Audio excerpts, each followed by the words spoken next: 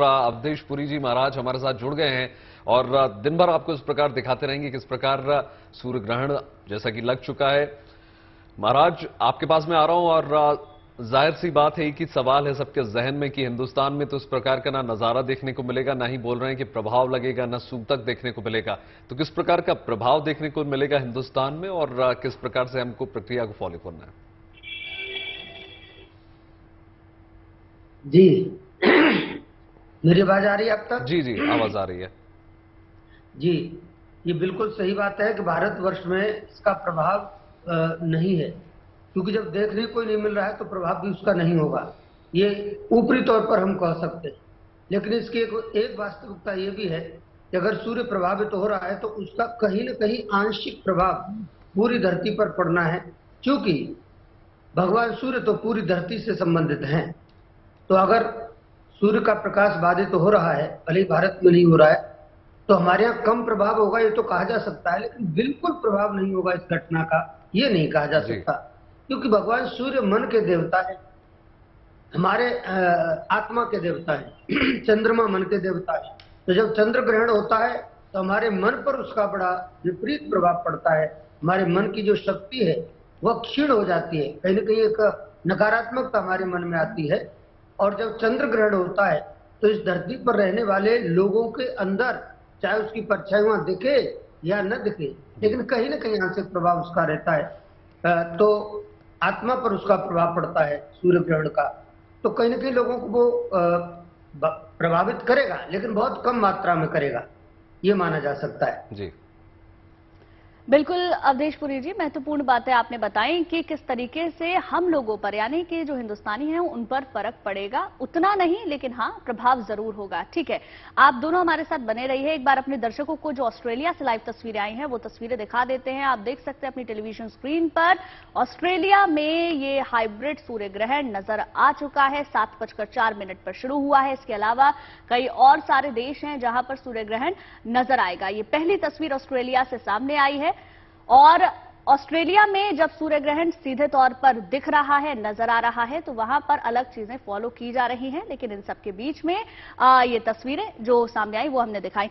ठीक है अवधेश पुरी महाराज जी, एक सवाल आपसे मेरा है, वो ये है कि माना जाता है कि सूर्य पिता को प्रभावित करता है और चंद्र माता को, तो इसका कनेक्शन बताएं। अगर सूर्य पे अब ग्रहण पड़ रहा है तो पिता से संबंधित क्या कोई परेशानी हो सकती है? हाँ बिल्कुल, अगर वो प्रभावित करता है, ये सिद्धांत है, आपने जो कहा ये प्रिंसिपल है ज्योतिषीय दृष्टि से देखें तो।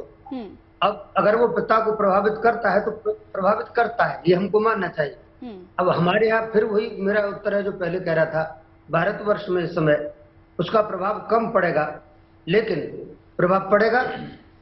पिता प्रभावित होगा मतलब पिता कहीं ना कहीं डिस्टर्ब होगा, पिता डिस्टर्ब होगा तो उसका पूरा परिवार डिस्टर्ब होता है कहीं ना कहीं। और डिस्टर्ब कैसे होता है व्यक्ति? डिस्टर्ब होने का तात्पर्य ये है कि सूर्य ग्रहण जैसे आज पड़ रहा है, तो हम क्या देखते हैं कि जब तक सूर्य ग्रहण पड़ेगा तब तक इसका प्रभाव रहेगा, जबकि ऐसा नहीं है। सूर्य ग्रहण का प्रभाव आगे तक रहता है, अगले कई महीनों तक रहता है। तो कई महीनों तक जो हमारी गतिविधियां रहती हैं, जैसे पिता प्रभावित हो रहा है तो पिता की जो गतिविधियां हैं कई महीने तक उनको वो प्रभावित करेगा।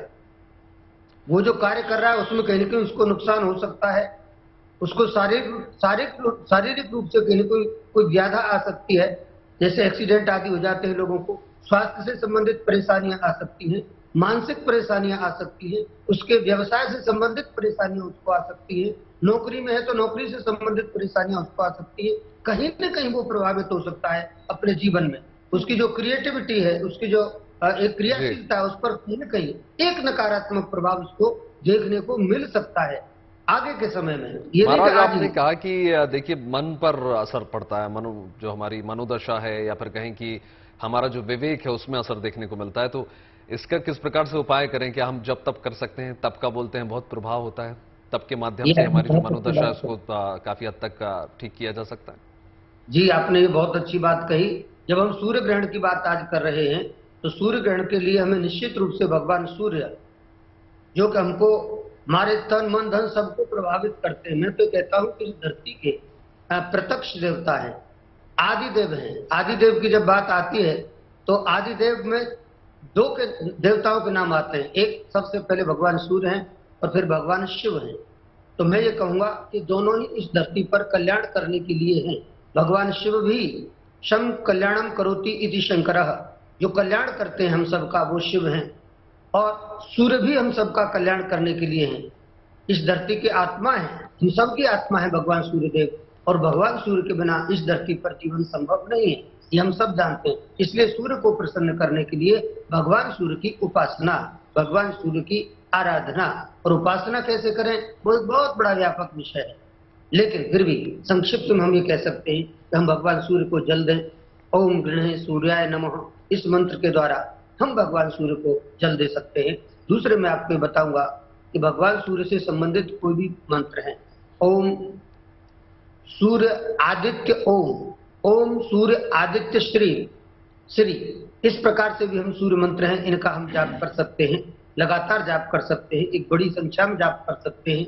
दूसरे हम आपको ये भी बताएंगे कि आदित्य हृदय स्तोत्र एक बहुत अच्छी हमारे यहाँ एक हमारी शास्त्रीय जो परंपरा है उसमें उपासना की पद्धति है। हम आदित्य हृदय स्तोत्र का पाठ करें। भगवान सूर्य के जो 12 नाम है, 12 नाम है, हम उनका पाठ कर सकते हैं।